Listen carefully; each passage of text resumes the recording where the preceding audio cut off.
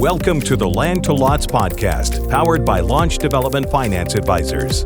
And now your host, Carter Froelich. Hello, everybody, and welcome to the Land to Lots podcast. My name is Carter Froelich, and it's great to be before you again here today. Today is my distinct pleasure to welcome to the podcast Nick Julian, who is the Senior Project Manager specializing in land use at the National Association of Home Builders.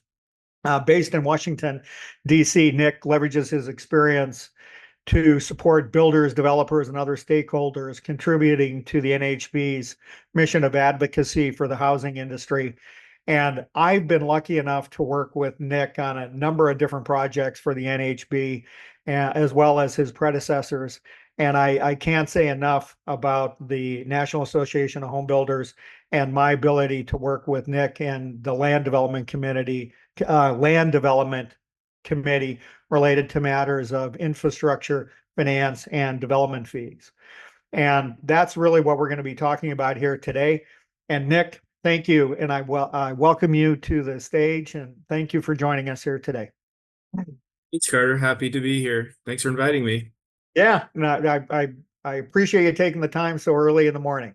Before we get started, Nick, would you like to tell the listeners a little bit about yourself and the path you took to get to your position currently at the NHB? Sure. So, well, first and foremost, I'm a born and bred Buckeye. I grew up in Central Ohio and I went to planning school at Ohio State. So I have a master's in planning. That's kind of how I first was exposed to the realm of housing and development and all that stuff. And I've experience in affordable housing finance, community development, and knew that I wanted to kind of stay on that housing track. And that led me to find this program at NHB, which you're familiar, had been spearheaded by someone for multiple decades. And then I come in and have kind of been running the program for just over 5 years now. And yeah, I think you summarized it well. It's a position and a program that focuses on all topics related to land development and land use, but even taking a step back, all things housing supply and housing costs. Because when you say land use and land development, there's so much within those topics related to policy on the national, state, and local level. The cost to build housing, the cost that it's sold to consumers, there's just a lot wrapped into that. So there's a lot wrapped into what I focus in at NHB. Well, and you mentioned a lot of different off-ramps right there, Nick. And so we're going to drill down on some of those. And I can't believe it's already been 5 years. It just seems like yesterday we were meeting for the first time. I agree. I guess it's true. Time flies when you're having fun, right? And speaking of fun, we find ourselves in the industry in a just kind of a crazy time period, right? I mean, land costs have shot up, interest rates have gone up from their historic lows, labor, infrastructure costs, building materials. I know that they go up and down, but we're facing a myriad of different issues from the home builders and the land developers' perspective. As it relates to where you're sitting in the NHB and overseeing all of the various different issues around the country, what are the three biggest challenges that you're seeing currently as it relates to the home building industry?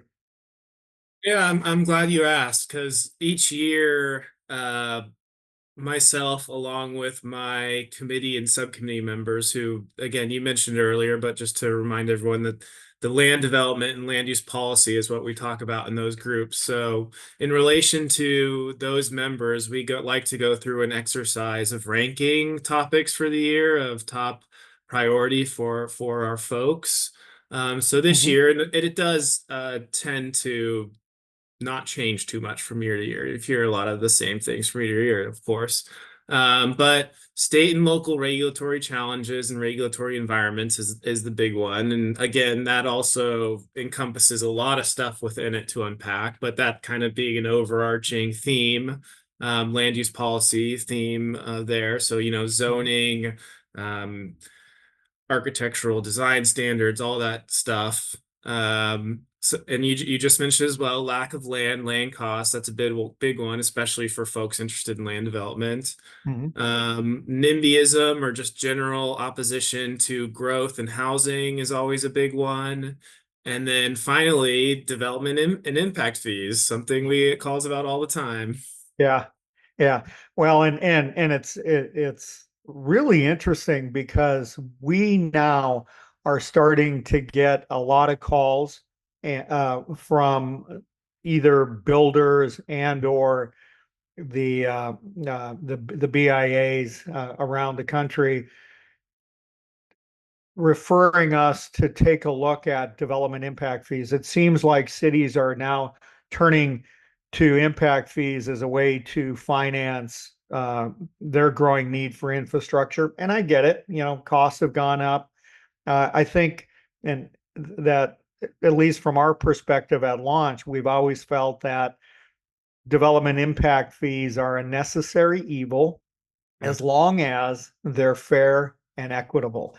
And what we have seen, at least in my experience in looking at development impact fees over the last 35 plus years, is that, how do I say this? A lot of jurisdictions aren't necessarily fair and equitable and financing infrastructure at the existing levels of service. They want something more. They want a higher level of a service, and they're trying to place that on the back of new growth. What has been your experience in dealing with your members, Nick, as it relates to development impact fees?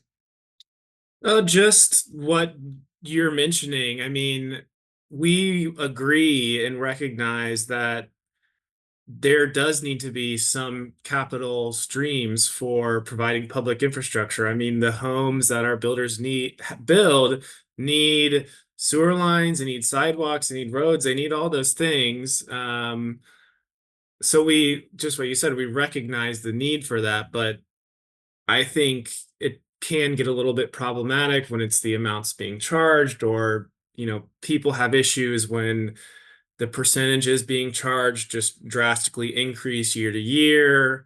And we point to some alternative methods, some alternative funding streams for cities that could be used. I mean, I think we're going to dive into this more later too, but one Yeah, of our biggest messaging points is we don't see it as fair to place the cost burden on new or prospective people in a community, people who don't even live in that community yet, if the infrastructure improvements are benefiting everyone as a whole. right. And to address kind of something else you said, which is a theme with a lot of what I hear about in this, like in the state and local regulatory challenges, is there's a threshold where what is being added to the cost to produce a house is, I guess you could say, makes sense. And then Mhm. there's a threshold you passed where this is no longer, when it comes to zoning, no longer in the health, safety, or welfare of a community. This is either to meet some objective goal that you have, what if it comes to aesthetic preferences, for example, Yeah. or also just to artificially keep housing costs high. We see that, which is we see as problematic. Yeah. Well, and it's funny you mentioned that, Nick, and I'm not going to mention the community, but we were brought in by a contractor association to look at the development impact fees, and they had shot up dramatically. Mhm. And one of the comments that the mayor had made to representatives of the contracting industry is, uh, even though they have very, very high home prices in this community, he specifically said, we're doing that because we don't want any more growth in our community. We're trying to make it very difficult for anybody to move in here, at least, and have some quote unquote affordable housing, and we can talk about what affordability is. But to your point, they're using impact fees as a way to stifle growth and development, and it's turning almost into a policy, albeit a double secret policy. And he shared this, but are you seeing that in a lot of different places? It kind of plays into that NIMBYism Yeah, comment earlier. I think not just even specific to impact or development fees, but just any kind of local Yeah, land use policy. We've seen it a fair amount with the aesthetic or design standards, like mandating what type of materials homes must be built out of, yeah, or straight up prohibiting the use of less cost-effective materials like vinyl siding, and even to go as far as to say there must be so many roof pitches facing the front of the street, so on and so forth, which is just like a way to say, how can we keep houses $500,000 and above, yeah, essentially? yeah. And the thing that's really interesting to that, I'm somewhat of a student of history, and I go back to the East, East Coast where you're at, and go to Beacon Hill, and or to some of the old neighborhoods. And by the old neighborhoods of Philly, the 1700s, and you look at the simplicity of the housing, Mhm. yeah, and it still looks as great today as it did in the 1700s. And Yeah, then you look at some of the stuff that architects are throwing out today with all the various pitches and stuff. And here again, I don't mean to, uh, it can be dizzying. Let's just put it that way. yeah, Compare, uh, but anyway, we're going to touch a little bit on affordability, and then we're going to jump into some of the additional issues related to impact fees. So one of the challenges we see right now, and this is everywhere across the board, relates to affordability of homes. And we touched on that: land prices, infrastructure, labor, materials, regulatory requirements. What we see, and very simplistically, is that there's a huge a supply and demand imbalance between those that are now starting to get into the age where they want houses because they're starting to have families, and the amount of lots that are on the ground. And also, we have a lot of people, myself included, that are have got very favorable mortgages, and there's no way that we're going to sell a house to to move up to a higher interest rate on a mortgage. All of this is impacting the affordability of homes. Uh, are there any innovative ideas that you're currently working on with other groups within the NHB about what we can do to potentially increase this supply of lots to address the supply demand imbalance? yeah. And it's at this point, I don't even know if innovative is the right term, because I almost feel like I'm beating a dead horse, but it's we Yeah. have to use our land more efficiently than how we have been using it. We've had decades of, well, we've underbuilt for decades, we can put that up first and foremost, but Hmm. what we have built for decades are mostly larger homes on larger lots, which are naturally going to thus be more expensive. So we need to rethink, with land costs being so high and land being so scarce. I mean, those are two problems that I can touch on some ideas, but those are Yeah. tough nuts to crack. Um, so what do we do with the land that we do have? We need to, increase density, use land more efficiently. And that can only be done when the local land use policy, the local zoning codes allow you to do so. Right. For those that don't know, our country has a large dichotomy of zoning codes that for decades have mostly only allowed those single family detached on large lot homes that I mentioned just a minute ago. So it's illegal to build anything else in those communities. But if you just could, change your rules to make it legal in the first place, but also perhaps maybe incentivize some development of smaller units, even just subdivide the land.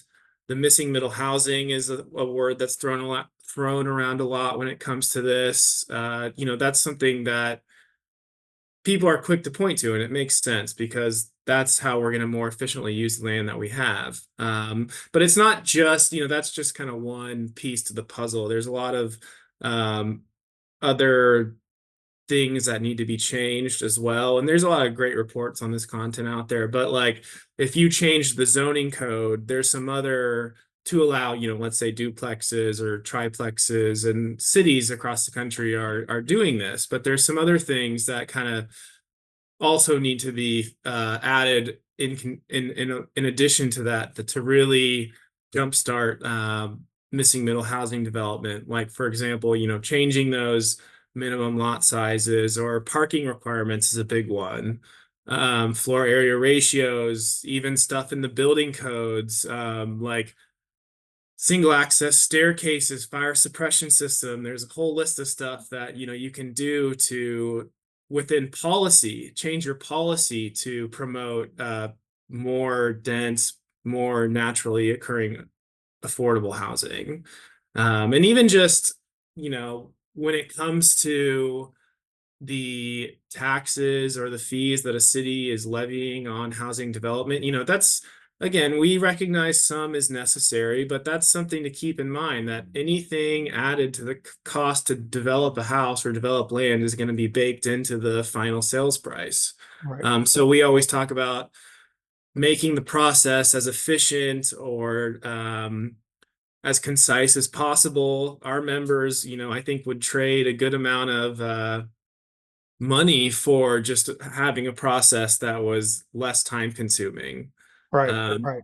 but when it comes to, and then your original question, when it comes to just land in general, there is a momentum to look at underutilized land in our country in general, like federal land out west. I think, the Biden administration just put out some content related to taking a look at unlocking some federal land for development.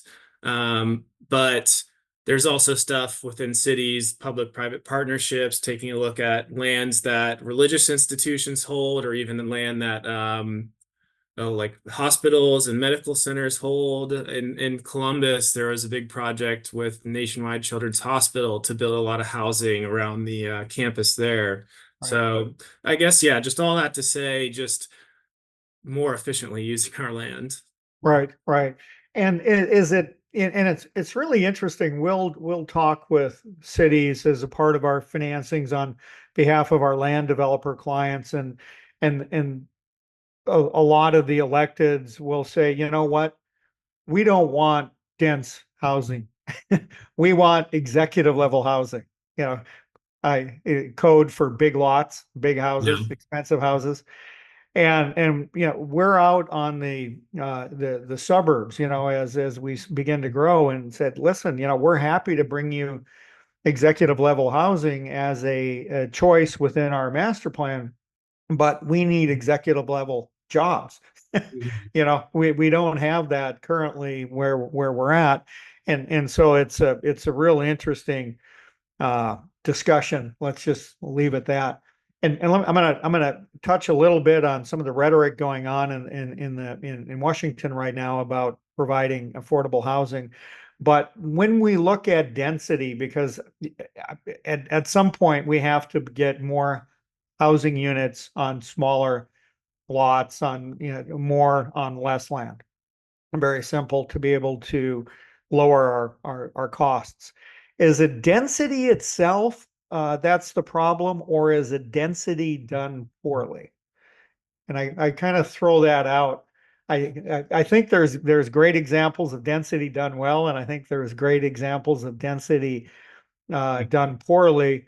But is there anything that we as an industry could do to put our best foot forward to show some of the electeds, here's what it can look like, and here's why it makes sense for your city? Yeah. I think that is a big part of what the advocacy that I try to do is to show that connection, that density isn't a bad word and affordability isn't a bad word. I think that affordable housing has a negative stigma being attached to, you know, unfortunately, like low income folks, people Hmm. are worried about their property values. And I think there's also needs to be a distinction between affordable housing and then subsidized housing. Yeah. Like, what is like affordable housing could equal what somebody who earns, 70 to 80K a year can afford to pay a mortgage on, but it also, or more often, is federally subsidized housing, low income subsidized housing. Um, and I think that well, I suppose there's good examples everywhere of both, and there's probably, like you said, bad examples of this both. But I think what can be a really illustrating example is that if you go into a lot of the older urban neighborhoods of cities, there's a lot of this dense, duplex to quadplex units that already exist there, and they Yeah. have been there for a long time and look great. And that was a part of the natural fabric when these neighborhoods were first being built, and Right. nobody had a problem with it. Yeah, no, exactly. It's kind of going back to the past, Yeah. and in the area that I live in Phoenix, there are it's somewhat new urbanism, if I can call that, but we have alleys. There are stores within walking Hmm. distance. There are offices in the neighborhood. There are apartments. There are duplexes. There are fourplexes, and they're multi-million dollar homes, and they all Hmm. work together. It's we've kind of gotten out of our ability to build homes, and I'm a recovering CPA, but I think I really wanted to be an urban planner like you at some point. I just love the urban fabric and urban planning.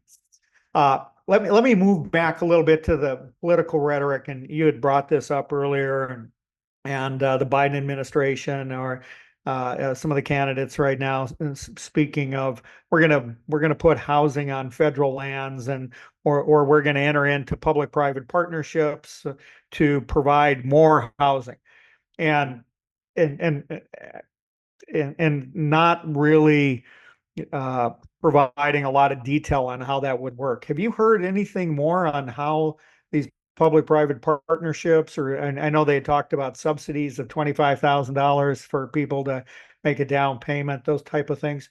Anything that you're hearing that is resonating through the halls of the NHB as, oh, maybe this would kind of work or not, or are these just election day promises? Yeah, it could be a little bit of that, but the what the administration put out recently about funding all these housing initiatives.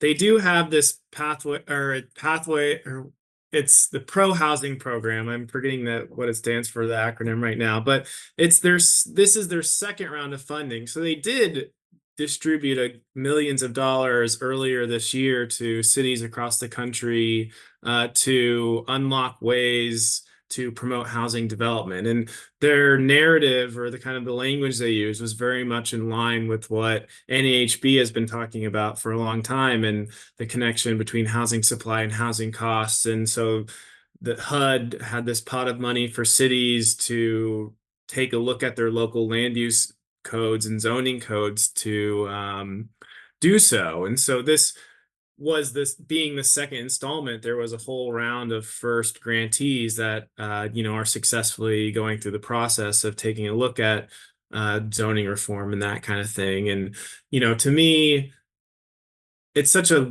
state and local issue, these things. So the federal government's role in that, it can be kind of murky, or depending on who you ask, a good or bad thing in that role. So I guess, at least with that, funding that pro housing program, I see that as a good idea. As when it comes to the other things, I think it is a little TBD on how that's going to what the actual plan for that would be. Yeah, yeah. No, I agree because I'm kind of shaking my head going, how would that work? Yeah. Yeah, but it's I think it's a positive that we're talking about it. It's out there. Let's talk about the elephant in the room.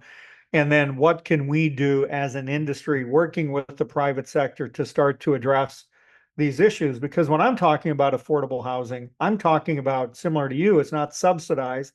It's about what is the a reasonable price point where the majority of those that are in the family formation stage right now can afford. Yeah. And they live uh, and then to that end, and I was just curious, are we starting to see? I thought I saw some statistics where the square the size of the average home is starting to shrink. Is that continuing, or am I off base on that one? Are we? Are they? Um, yeah, I think I have seen data like that as well. And, it definitely depends on where you're looking. I think, we've all seen the statistics that during the COVID pandemic, there was a lot of migration for people into more suburban or even rural areas, which isn't really uh, probably doesn't connect to that lower square footprint homes in general, but a lot of infill. And as these codes are being changed, I think a lot more dense, smaller units are being built in areas that are allowing it. Yeah, yeah. Um, and you had mentioned regulatory barriers, and I mean, it is just amazing what some of the staff and or electeds come up with as to what they want, and that Mhm. finds its way into policy or to regulations.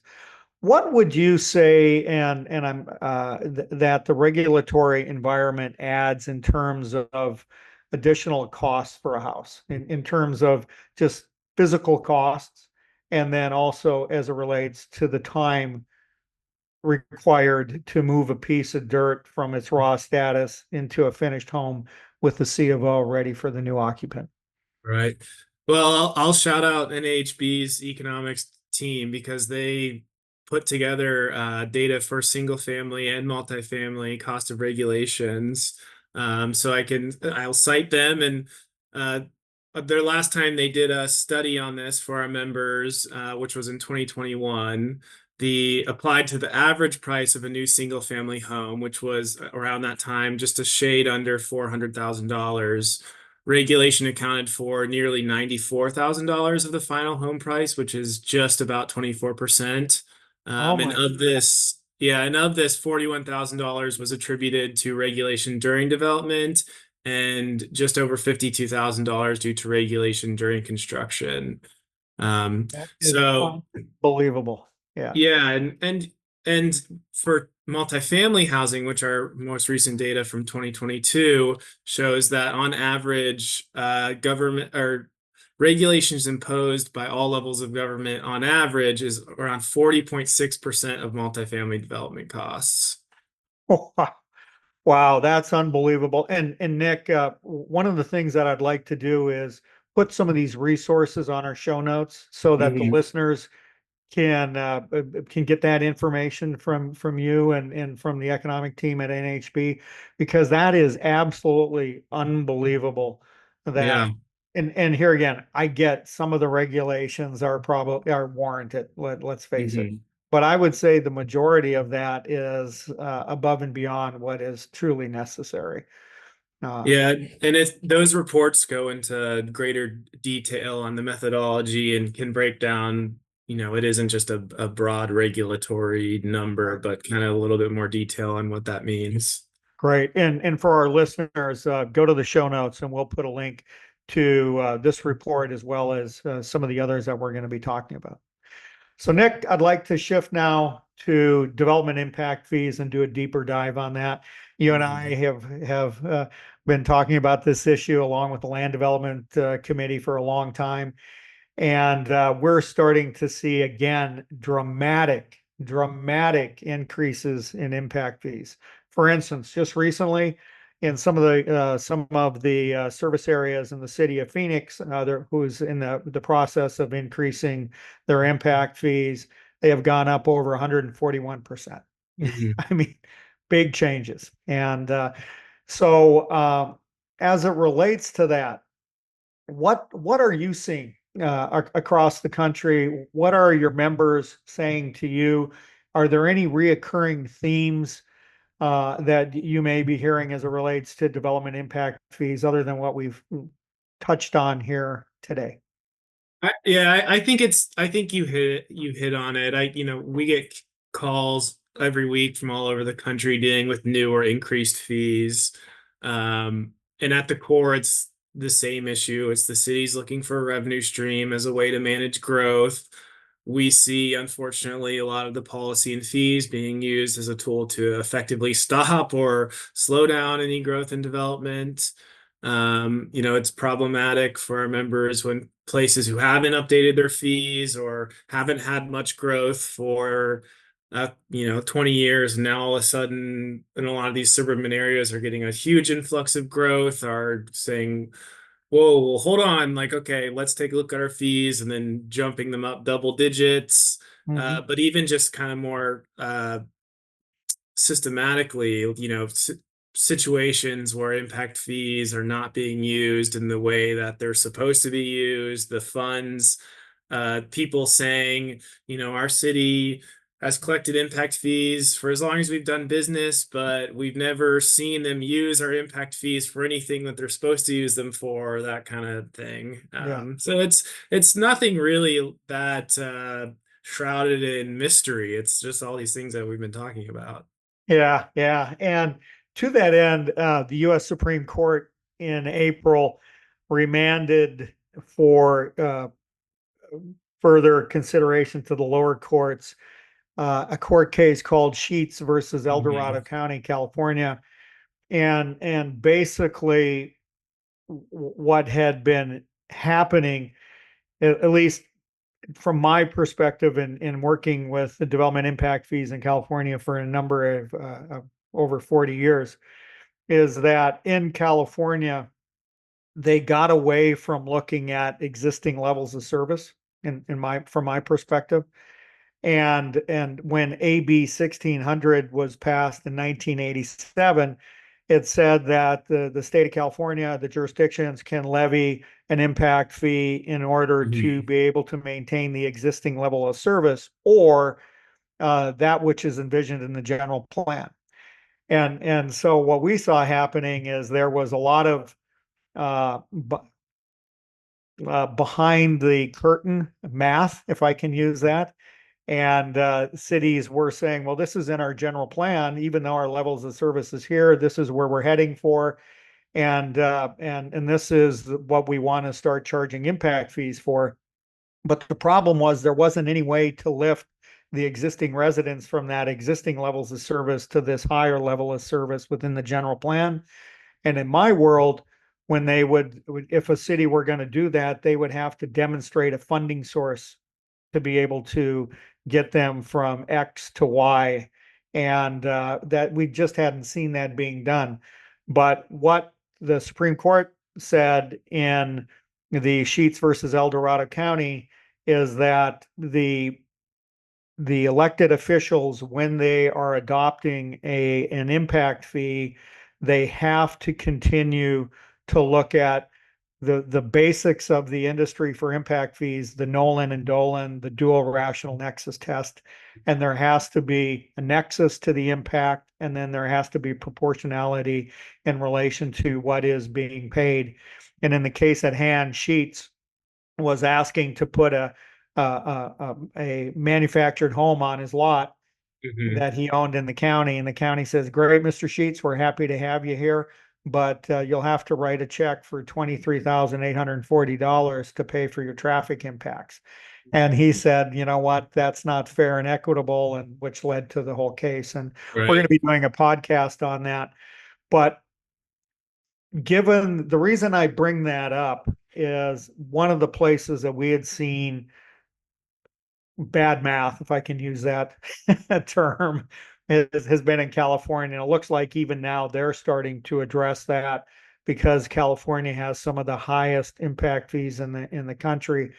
We've seen in working with the NHB and with you and your members, Nick, a lot of legislation being promulgated, supported, written by or with input from the National Association of Home Builders. Are you That's a long-winded way of seeing, do you think we'll be seeing more of that from the NHB and leadership and at the local levels too, to try to clarify statutes on what's fair and equitable? Or do you feel that that might be an approach that the industry can take in addressing what may be overreach on the part of some of these jurisdictions? So I think, excuse me, in states like California, where you mentioned, they have this legal exemptions to the Nolan-Dolan proportionality Yeah. test because it's authorized by a legislative body. That's what's like at the crux of the issue here. Mhm. So El Dorado County argued that the fee or this arrangement protected the fees from challenges under the takings clause of the Fifth Yep. Amendment. And then California State Court agreed with them, and Sheets appealed to the Supreme Court. The Supreme Court, however, said there's no such loophole. A taking is improper, even if it is approved by legislation. That's what the Supreme Court Yep. essentially said. Yep. So it's a little still unclear, like the questions for us at least about the way permitting and impact fees are calculated and structured, but it does, we think provide an avenue for homeowners, builders, developers to invoke this takings clause and challenges to impact fees, especially Yep. in these states that have the fees authorized by legislation. So yeah, in these states, in California, developers and property owners may become a little bit more aggressive in challenging impact fees that they believe don't meet the dual rational nexus test. Yep. Could lead to more litigation, courts being more active in reviewing and potentially invalidating some of these fees. And just like you said, I think there may be a call for state legislation to clarify or adjust requirements for imposing these fees, like in California. Some clearer guidelines or the process being more streamlined for justifying and imposing these fees would probably benefit everyone. Yeah. And it's absolutely agree with everything you said. And to our listeners, we'll be putting, we've done a number of different articles related to what Nick was saying as it relates to the takings clause, et cetera, and a deeper dive. And what I was really, talking about is, okay, finally somebody is recognizing that there's something fishy in Denmark. And as it relates to us getting in and looking at all these impact fees, the challenges that we were having because of some of the exemptions that were in the regulatory environment in California. So Nick, appreciate that. And will the NHB be coming out with any guidance related to sheets at all, or We is that have some, yeah, there's some on our website currently. I think okay? we're working on, as you said, it got kicked back to the lower court. Yeah. So, we're standing by and seeing how that's all going to shake out. Yeah, I think it's going to take a lawsuit, again, to really get into the nitty gritty to get some Mhm. clarifications and guidance from the courts. So, uh, as we look forward, Nick, and you break out your crystal ball, right? Do you see any changes at all related to impact fees, or are we going? What are some of the alternatives that we may be able to propose to the jurisdictions? Is something that would be Mhm. more effective in allowing us to get infrastructure on the ground, have growth pay for growth, but have the infrastructure in the ground prior to growth getting there, as opposed to always playing catch up with impact fees. There's a handful of some financing tools that we believe are better than just simple impact fees because they more equitably share that fundraising cost, we believe. I know you've worked with NHB on special purpose taxing district content. We always are quick to promote that sort of financing mechanism, which is, simply or try to explain simply, is kind of like you would pick a designated area within your city to created to fund and manage specific services or infrastructure projects. So instead of just having an impact fee that is placed on new or proposed housing projects, it would be more geographically targeted and say, if we're building a new school because there's more people and more kids in this area, it's this whole geographic area that benefits from having this new school. So it's more of an equitable share of that fee.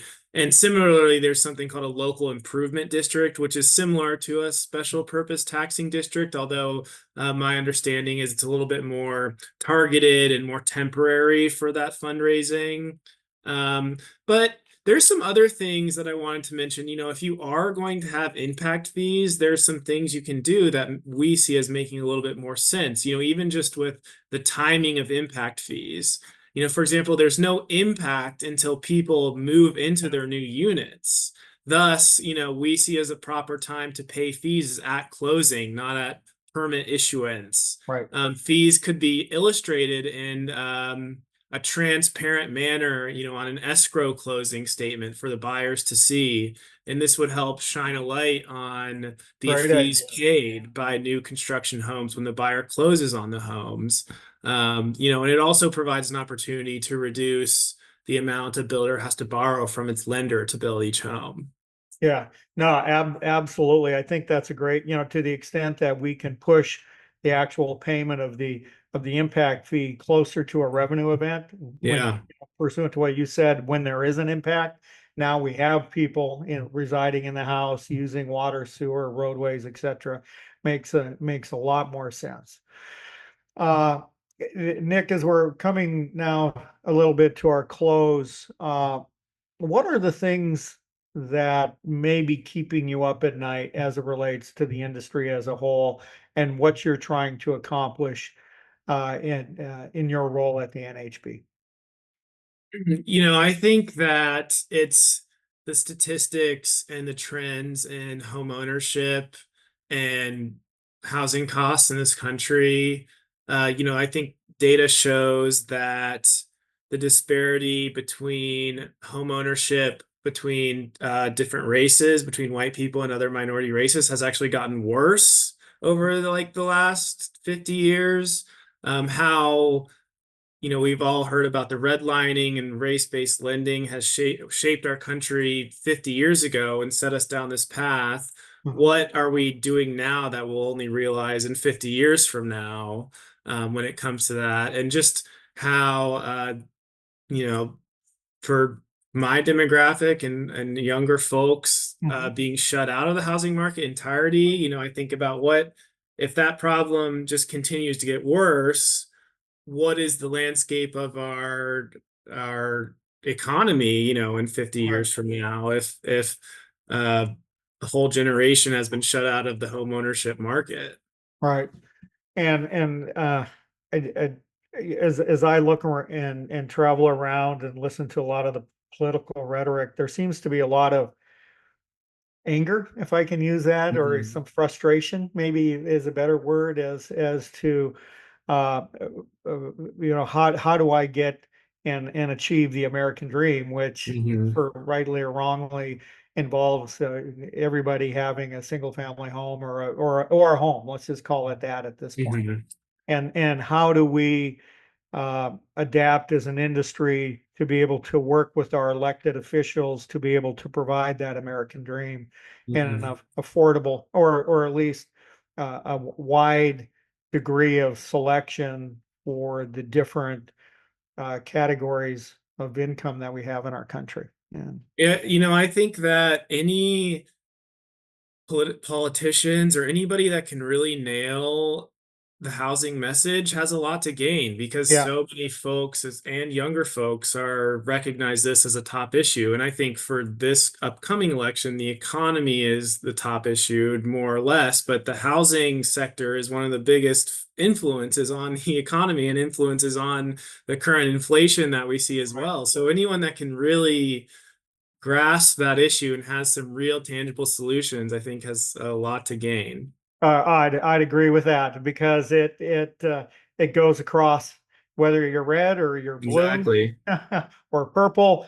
I mean, everybody has the same aspirations in this country. At least And we all, I think, agree when they're polled about housing costs being an issue, people wanting somewhere Yep. where their kids can live, be able to live near where their kids, all that stuff. Yep. No, absolutely.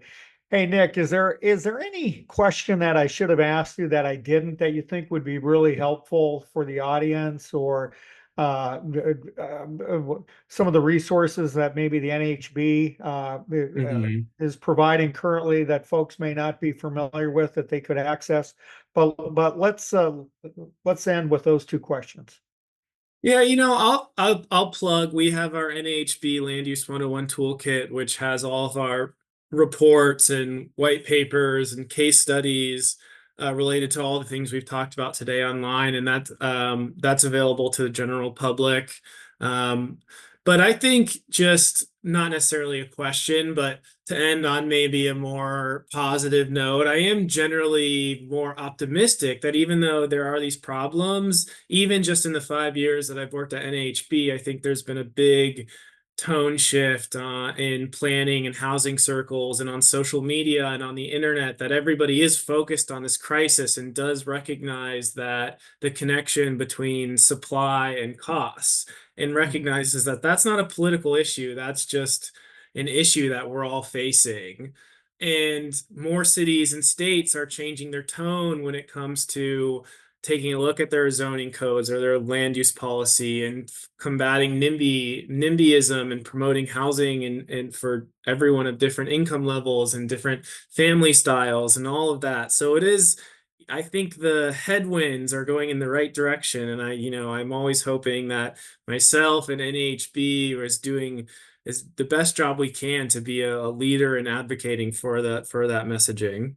I'd agree, and you guys have done a great job, and I would also agree that, rather than challenges, this is an opportunity for the industry to come together with some really Yes, innovative, forward-thinking solutions that are going to set the stage for the next 50 years as we move forward and address some of these issues. I So Nick, agree. I just want to say thanks again for taking the time to speak with our audience, and to our audience, I will be putting in the show notes all of the various tools that Nick had discussed during our conversation, so you have easy access to it and you can see all of the great work that Nick and the team at the NHB is doing for the industry. Nick, thanks much. Thanks, Carter. You have been listening to the Land to Lots podcast with Carter Froelich. Follow us wherever you find your podcast to never miss a new episode.